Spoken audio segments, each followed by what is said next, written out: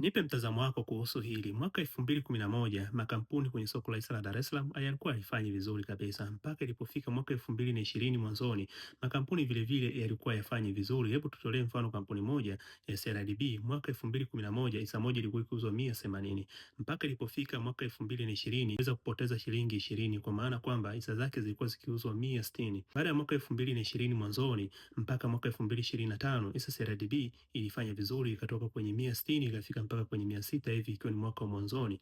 Baada ya hapo watu walipata faida kwenye uwekezaji wa hisa, na watu waliingia mtaani kuanza kuhamasisha watu kuhusu uwekezaji wa hisa unavyokuwa na faida. Watu waliitikia.